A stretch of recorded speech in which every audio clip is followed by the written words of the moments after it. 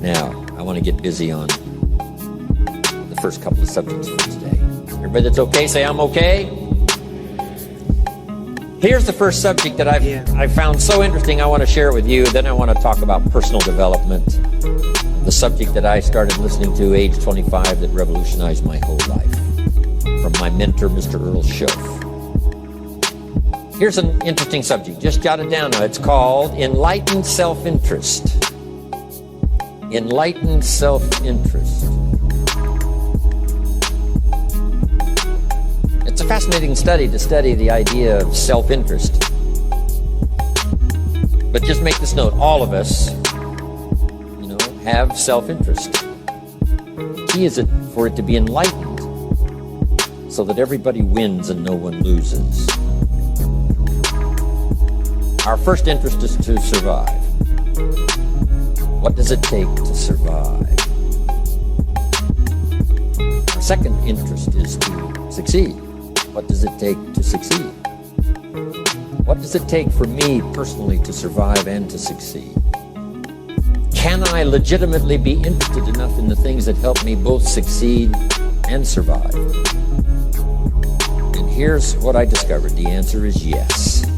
It's possible to exercise self-interest, but to do it in such a way that no one loses, everyone benefits.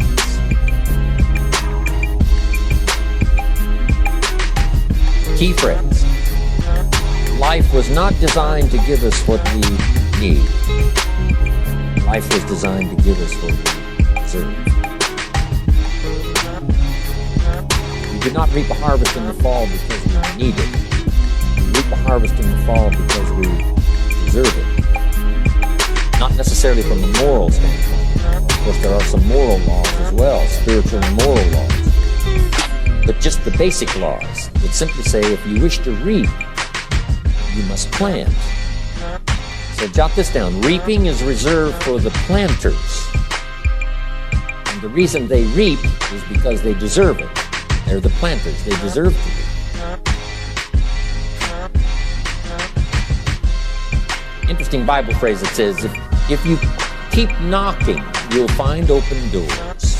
Good phrase to jot down. If you keep knocking, you'll find open doors. Doors of opportunity. Doors of a chance to meet someone. Doors open for association.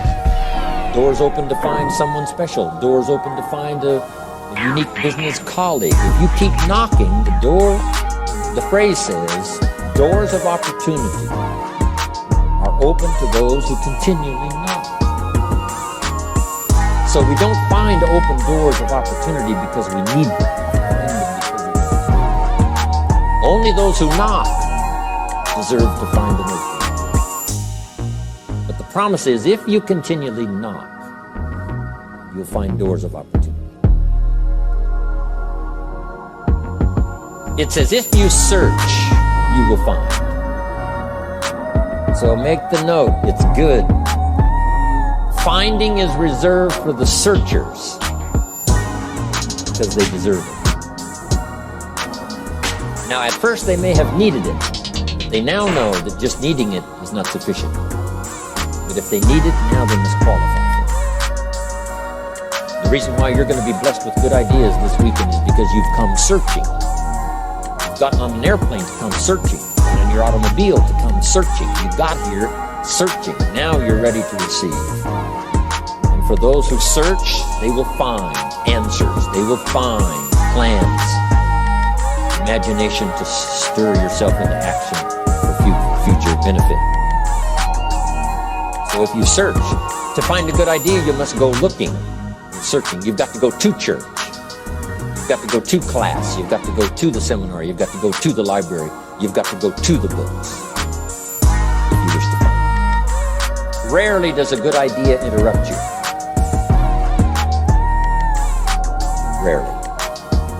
But if you will search, you will find. So we get not what we need, but we get what we deserve. It says if you ask, someone has an answer. If you keep asking, the answers belong to you. Because by virtue of asking, you have qualified. So we don't get what we need, we get what we deserve. the mother on welfare should be taught in some small manner, that hopefully she can begin deserving the welfare check. Not getting it because she needs it, but now starting to get it because she deserves it. If the welfare worker says to Mary, Mary, I brought a bucket of paint and a paintbrush, and the next time I come, if the door is painted and the fence here in front is painted, I give you the check for $450. Not that painting the door and painting the fence is worth $450. It's not worth that. But it is the beginning of the process. So make that note. I want to begin the process of deserving. What would that be? What process should I begin engaging in to deserve good health, to deserve a good relationship, to deserve prosperity, to deserve an enterprise, to deserve the opportunity to build a city? What must I do to begin the process of deserving? So now the welfare worker comes back and the door is painted and the fence is painted. And now Mary gets the $450 to help take care of her children. Not because she needs it, but because she's beginning to deserve it. Then the welfare worker thinks of some other project.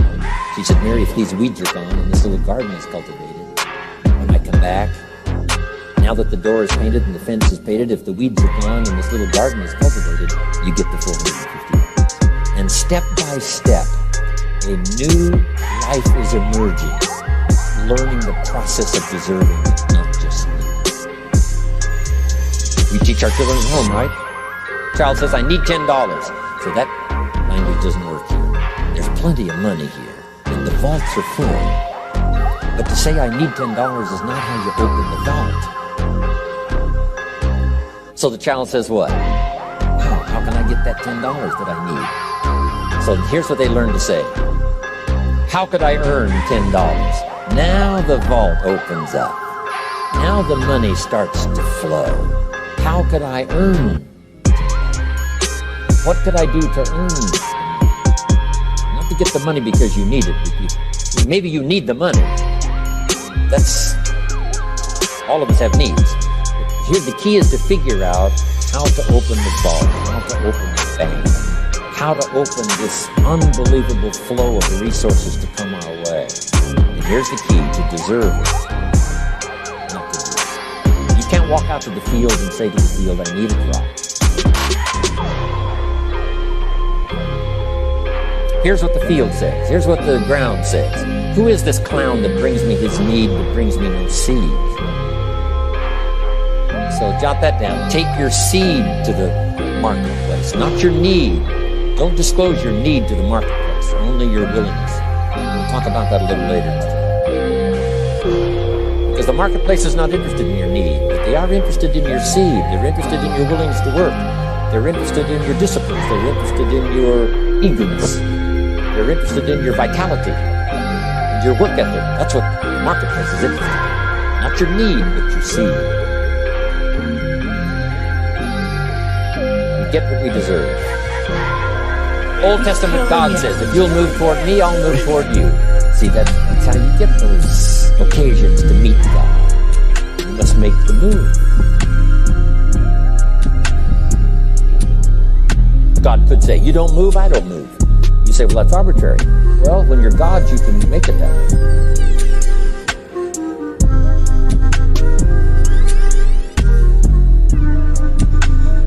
So,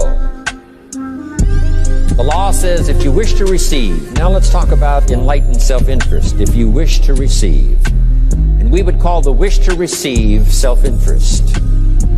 But if it's enlightened self-interest, here's what it says. I understand that in order to receive, I must give. Receiving is reserved for those who give. Receiving is not reserved for those who need it. It's reserved for those who deserve it. We deserve the receiving.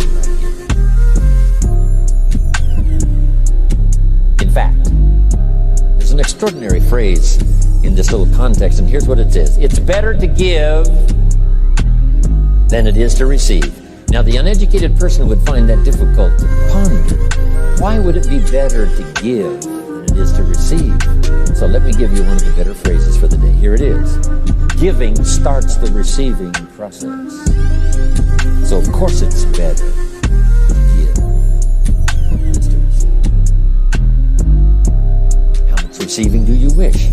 You must start the giving process.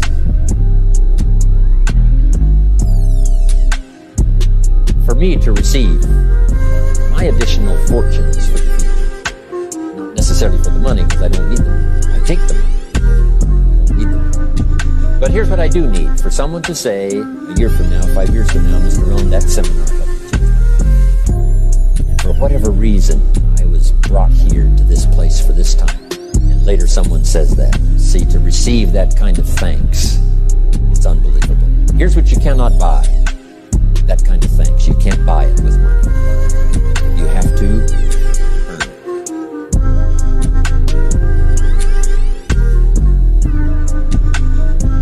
Now let's expand a little further now. It's called the law of riches and wealth.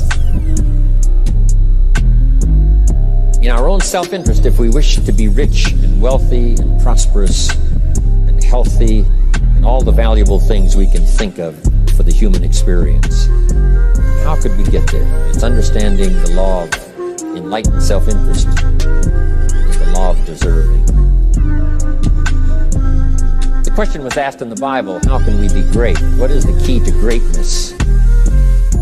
Great wealth, great return, great accolades, trophies to put on the mantle above the fireplace. How can we get great respect, great riches, great abundance for ourselves? How can we get that? And the answer was given. And here was the answer. Find a way to serve.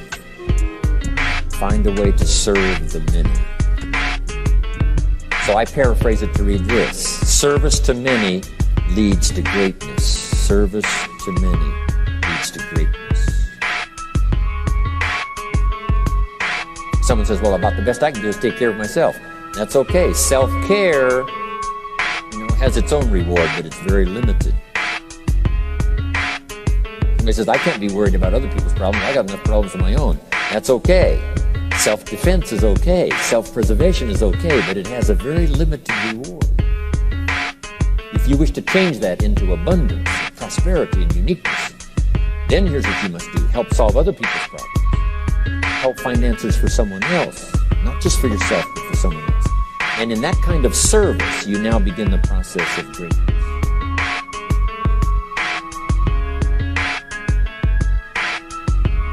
Someone asked the question, how can I be ruler over many? How could I manage a lot of people? How could I be the leader of a vast movement or enterprise? Here was the answer. Nothing wrong with that wish. We call that self-interest of the highest kind. Wishing to be the manager, the ruler, wishing to be presiding over many people. Here was the answer. Be faithful when the amounts are small. Be faithful when there's just a few. Be disciplined when there's only a few. That starts to entitle you to someday be ruler over many.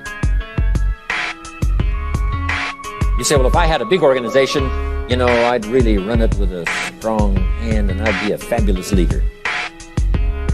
But I've only got a few and I don't know where they are. See, that's not going to work. If you wish to preside over riches, you must start when the amounts are small. Someone says, if I had a fortune, I'd really take good care of it, but I've only got a paycheck, I don't know where it goes. See, not knowing where it goes disqualifies you now for presiding over the fortune. You've all heard that, right? I don't know where it all goes. Did you ever hear that expression? Oh, we'd love to have you run the company. You don't know where it all goes. Somebody says, it just gets away from me. Oh, we'd love to have you run the world, right? It just gets away from you. Somebody says, it's only pennies and it's only a few. Here's where you begin to qualify for abundance and riches and greatness and respect, is to be disciplined when the amounts are small. Someone finds it unique, right, that this many people would come and hear what I've got to say for a whole weekend, but this is not where I started. I started with just a few, but I was so on fire with the few, trying to translate for them in my awkward ways back then. What had happened to me. My life got changed, my income got changed, my health got changed, everything got changed for the better. And now I've lived the most extraordinary life. But it started with my passion for just a few, to translate for just the few. Someone says, well, there's just a few here. You know, does this meeting matter when there's only a few? And the answer is yes. Jot this down. You never know who's in the audience. Whether it's a few or 1,000 or whatever. But you got to be faithful when there's just a few. Tell your story when there's just a few. Be just as passionate about ideas that can change someone's life when there's just a few. Now you begin. You're not fully qualified, but you begin the qualification to someday speak to many. Someday preside over a vast crowd. Someday be the manager or the leader of millions. It starts in those early days to deserve it. Now, jot this down. Also give yourself a chance to change. Some things I held on to that I thought this was it. I'm telling you, after a while I gave it up, found out it wasn't it. So give yourself a chance to change. Refine your philosophy. Refine your direction. If you'll give yourself a chance to do that, here's what will happen down the road a ways. A new door will open that you haven't discovered before. Give yourself a chance to change. Reevaluate.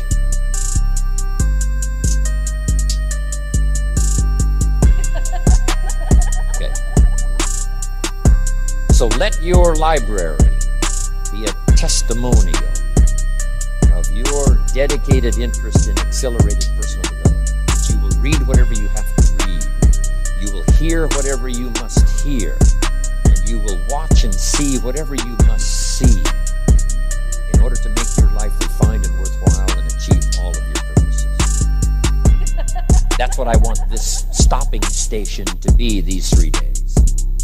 Just to come here and sit for a while and listen and ponder and take notes and work hard and see if you can't absorb, get all that you possibly can here so that it will start to refine your life even before you get on an airplane and fly back to wherever you came. Before you get in your car and drive away. What we share with you here, with whatever, all the rest that you've learned, this will be a catalyst to start a process even before you get home and start working.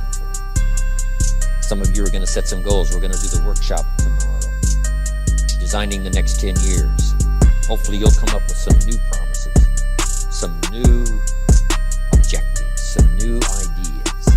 And by the time we're finished here, these 2-3 days, I'm telling you, you'll see yourself able to accomplish 2 times, 3 times, 5 times more than you ever thought was possible. Which will make this cost of this seminar a small price to pay. Hopefully it'll make the time you spent here a small price to pay compared to making this an investment in your future, in what will flow in terms of money and income and return and reward and respect and dignity and accolades, trophies, all the stuff that can be yours. A marriage that lasts forever, a friendship that nourishes you forever, things that you'll find that you'll keep and treasure for a lifetime. Hopefully this is one of those weekends. It takes a lot of effort to learn. It takes a lot of effort to know. It takes a lot of effort to decide and debate. But jot this down. It's all worth the price. Whatever stimulates you to think, whatever stimulates you to wonder, whatever stimulates you to react or even to debate, even if you hear something you say, well, that's not right. See, that's still valuable. It means you're awake. It means you're alert. It means you're alive. It means your mind is ready to take on something, whether it's agreeable or not agreeable. Something right, something wrong. Who cares what it is? We've got to listen to a variety of voices. And some are going to come from the left, and some are going to come from the right. And some are going to come from mysterious sources. And some will try to entice you with all kinds of stuff. But that's okay. Just so you're alive and alert and awake, ready to process anything that comes your way. Take the best of it and make it beneficial. Tomorrow you walk with a stronger step. Next month you see a clearer vision. And a month from now, the purpose for your life is multiplied by 2, 3, 5. That's what I want to create. So, now to hurry and get through. We have so many subjects to cover. Let's cover now some other things on the personal development. Here's one that's important as you read and as you listen and as you study and as you grow and as you take notes and as you fill up your journal. try to work on the ideas to make yourself valuable in the marketplace. Here's something to remember under personal development, some things I had to learn. First, steps to success. First of all, you need good ideas. Just decide right now you're going to accelerate your plan for collecting good ideas. Ideas for your life, ideas for your health, ideas for your marriage, your relationships. Ideas that stimulate. One idea sometimes leads to the next, leads to the next. And the 4 or 5 ideas in the future that really thrust acceleration into your life, you couldn't have gotten unless you went through the first one and the second one. Yeah, I mean this. Next, you need good plans. We're going to talk about time management, game plans tomorrow. You need a good health plan. Traveling around the world, you can imagine the kind of health plan I have to have. If I didn't have a superb, extreme, gotta underline the word extreme. If I didn't have a superb, extreme health plan, do you think I could travel all over the world? People look at my calendar and say, impossible. I'm the only one that can do it. Everyone else is too young. Incredible. But I've got to be extremely healthy. I can't let up at all in terms of diet, nutrition, exercise, all that stuff in order to stay healthy. So a good health plan, a good family plan. Here's a good one, a good marriage plan. Some people just go along married with their fingers crossed. You got to have a better plan. Some are whistling in the dark, hoping everything will work out. Not a good plan. You need a good plan for how to use the day. We'll talk about that. Best kept secret of the rich. How to use your time. A good plan to meet the right people over the right amount of time to stimulate your life. You need a game plan for lifestyle. We'll talk about that later. So to succeed, we need good ideas and good plans. Here's the next. We have to learn to handle the passing of time. Because all of this takes time to learn, to grow, to change. Getting through the seasons takes time. The spring has a certain amount of time. The summer has time. The harvest has time. The winter has time. Learning to handle the passing of time. Jot this down if you're involved in business. You got to give your project time. You've got to give your people time. Give people a chance to learn, chance to grow, chance to change. One of the great requirements, especially in such an industrialized, busy, mad, dashing society, and that is to have people patience. First, we exercise it with our children and our family. Getting people to work together, patience, even with your family. If you're involved with independence, it's a challenge. Like herding cats, trying to get them to work together. Herding sheep is easy. They very quickly get going in the same direction. But try herding cats. It's like your children. Different ages and different personalities and different opinions. You get the family all going the same direction, kind of working together to make things work. I'm telling you, it is a challenge. But if you'll have some patience, you can do it. Now here's the big one, to have patience with yourself. Give yourself time to learn. Give yourself time to understand good ideas. Give yourself time to make changes and then grow into those changes.